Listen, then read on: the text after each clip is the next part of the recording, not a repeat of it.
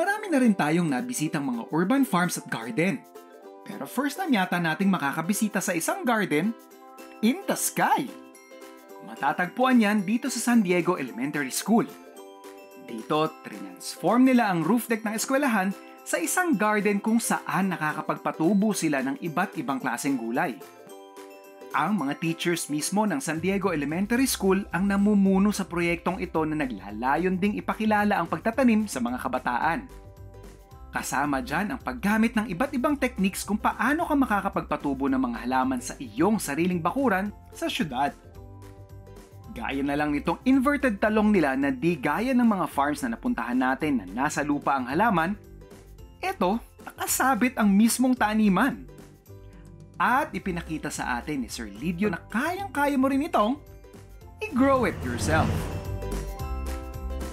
So ngayon, ipapakita ko po ang tinatawag na inverted eggplant. Magpupunla muna tayo ng mga buto sa styro box. Kailangan may butas po ang styro para daluyan po ng tubig. Lalagyan na po natin ito ng lupa na garden soil.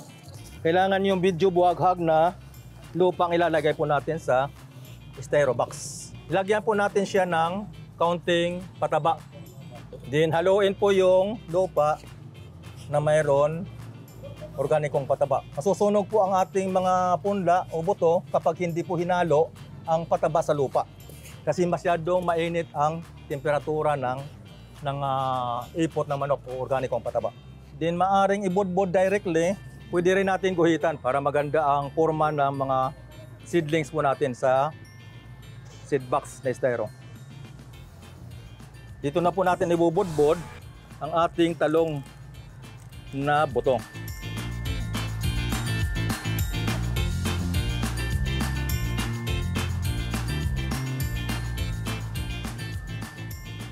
Didiligan na po natin ito. Kailangan ang pagdilig ay hindi masyadong malakas ang bagsak. Kailangan wisik-wisik lang sa lupa.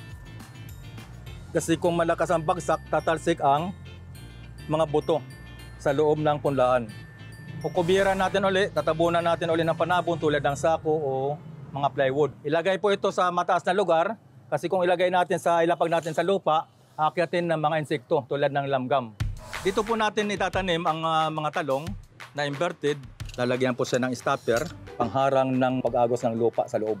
Pwede natin na bilugin dito yung puwit ng styro o yung gitna ng styro. Ito na po yon. Ilalagay po ito dito sa dulo ng bunganga ng container. Tapos lalagyan na po natin siya ng punlang talong. Bunutin po natin ang talong na may kasamang ugat. Ipapasok na po siya doon sa dulo ng container. Kailangan ipasok ang mga dahon. Inverted na po siya. Lalagyan na po siya natin ng lupa.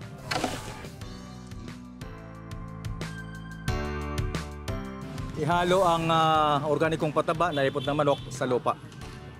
Kahit hindi umabot po yung paghalo doon sa pinakailalim kasi yung absorption ng nutrients ay papunta din sa ibaba kapag nagdidilig.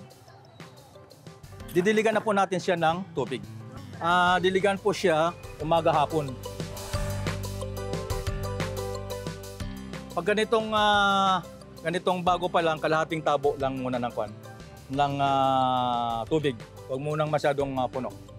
Kasi malulunod po yung ating mga pananim na bagong tanim. Antayin natin ang punla na lumaki na. Then susundan niya yung sikat ng araw. Kailangan mayroon din siyang sunlight 6 na oras hanggang 8 oras. Mapapansin natin in 1 week, bumabalik ko na ang punla natin. Sa ganitong setup ng pagtatanim ng talong na inverted, pwede po tayo magtanim ng talong ng kahit anong variety. Maaring maiksi o maraming bunga, maaring mahaba na talong o long purple na talong.